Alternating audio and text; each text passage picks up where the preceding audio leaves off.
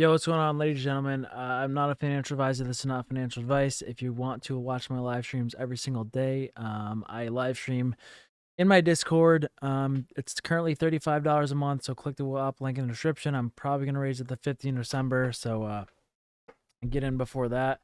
The other thing is, if I'm going to make a topstep account code soon, like an affiliate, but for now I just have Apex. I think there's a 71% off sale on Apex, so if you want to get an account, I have a lot, and I just kind of use them to practice different challenges and strategies and see if they're profitable, etc. I'm currently working on a few now. Click the Apex link in the description below.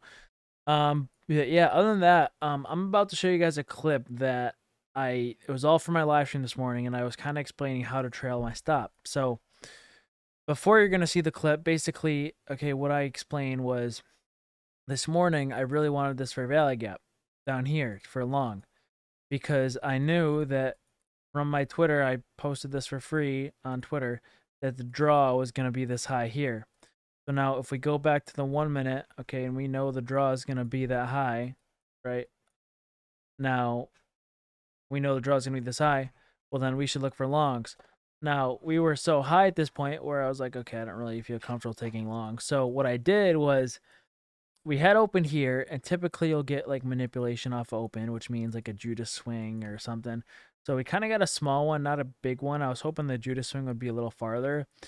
And we got that small Judas swing right here, dump below, and then we push back up. And now we did create like an order block here. So I was going into it 1 micro as to pretend like I souped this, okay? And what that means is basically pretending I got in long here. However, I was not, because I felt it didn't really give me my entry model. I was looking for an inverse. We didn't really get any inverses. I mean, in hindsight, this could have worked, but not really something I was interested in. So yeah, so in this clip, you're going to see me get in a micro, and I basically get in a micro with this order block, and I kind of explain, okay, if I was in a long here, how would I trail my stop? I would trail it below the next order block created. So I'm going to kind of be teaching that in that live stream. So here's the clip, and then after, I'll kind of talk about it.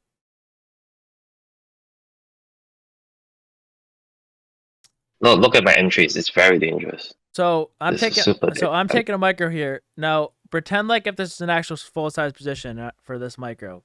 Okay, this is obviously nothing because it's a micro and it's barely going to do anything for me. But pretend it was a full size position. What would we want to see hold?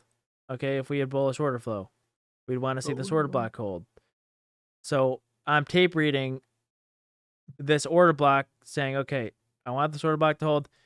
If this breaks, I'll get out of the micro. And is that going to be one for loss? No, because it's a micro, and it's just, I usually take like more than 1 mini, so this micro is going to do nothing. But let's say I was in a micro front, or let's say I was in a full size position down here. Let's say I dangerously bought where Mithy did, and I was still in, and I wanted this buy side.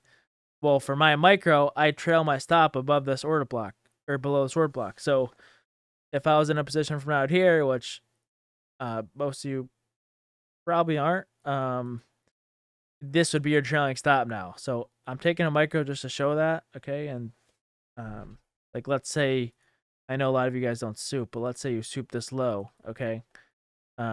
If you soup this low, or you took an order block position here, okay, your trailing stop would now be here, okay? So I'm just pretending like I'm in a full stop position, even though it's just a micro, and I'm in from down here, and my trailing stop from the micro is quote unquote this, like below this, because if we hit here, we're probably gonna go lower. No, because I'm pretending I'm in the micro from down here. I got in here. This is not my actual entry. If you chase this and you did get in a full size position here, then yeah, you would put your stop to break even here. But we're pretending like I'm in from like down here, and my trailing stop's below the SOB, so it'd still be a free trade. So I wouldn't put my stop to break even when we hit here. Does that make sense? I'm gonna market sell this, by the way. I'm up $40. Let's go, baby. $40. Okay, I'm out there. Boom. So I'm out there, okay, but you can see, like, just, I can trail the stop, okay? That's how you trail your stop.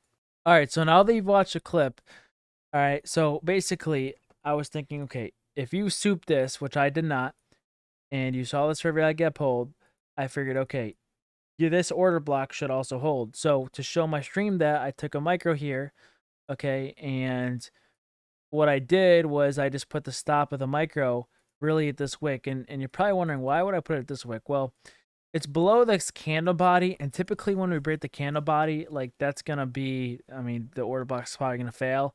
But I know the order block would definitely fail, especially if you went to this wick. Like when you see an order block like this, you really want to see the open of it hold, so you can see here's the open. You want to see the body to respect this, so that's why I put the stop loss there. And in reality, it was a nice about, I would say 2-1 maybe. Let me check.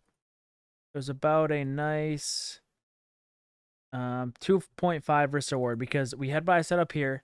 So I was just kind of going in with, okay, let's say soup down here, right here, even though I didn't.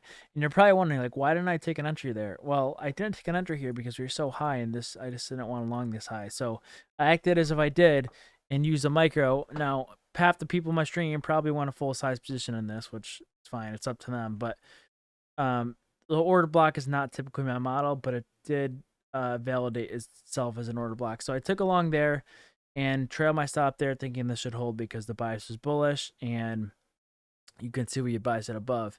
Okay, so that was kind of my reasoning.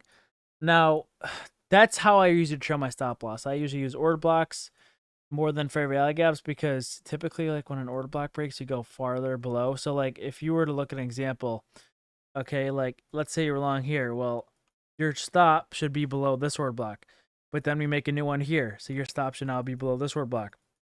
Then we make a new one right here. So your stop should be below this order block. And this is actually a little, I mean, you could consider this one, but I'll say this one. So really when like the mean threshold of those order blocks start getting close below, like you can see right here, you draw this over and I just put the 0.5. Once these really get close over and you're in a long from lower, you should get out because you can see, like in this example, you can see we close under, go back over, but then we end up dumping anyways. So like whenever I'm in a long or whenever I'm following the trend, I really like to just put them as like a close or above or below, like an old order block that's kind of following us. So this was a pretty good example. Now, the same thing with like this right here. Okay, here's another order block. All right, let's say you were short from like this 2022 model, or this wouldn't even be 2022 model in my opinion, but let's say you're short from here. All right, well then where do you trail your stop? You trail your stop above this order block because if we break this order block, we're likely to go back to the high. And what sometimes happens is we'll hit the order block, then go down, then go back to the high, but ultimately we still go back up to the high. So you would have gotten stopped anyways. Okay, now same thing like right here. Let's say you short here at this order block on like a lower time frame. Okay, your trailing stop should be above it because if we go back above it, like I said, we're probably bound to go back to the next high. So it's kind of like using inverse fair value gaps, but instead you're using order blocks as kind of your way to determine whether you should stay in or not. Okay. Now let me see if we can find like another example. So like down here, let's say you long down here. Well, then your trailing stop would be if we fell below this order block, but then we create a new order block here. So you put your trailing stop below that, create a new order block here, you put your trailing stop below that, create a new order block here, put your trailing stop below that. So you can see we just keep holding, and that's where I like to put my trailing stop. And then eventually we end up hitting the final target here. But you can see if you were to trail your stop at all these order blocks, they never would have been hit, and you would have been able to stay along with the trend. Okay, so this is just a really key area you should put your trailing stop behind, and you can just see in my live stream example today how important that was. So let me know if you guys have any questions. This is a pretty simple video in my opinion. I used order blocks. I like using order blocks for more trailing stops rather than IFEGs and fair value gaps, you know, so that's what I do. But it's up to your personal preference. Let me know if you guys have any questions. And other than that, peace out.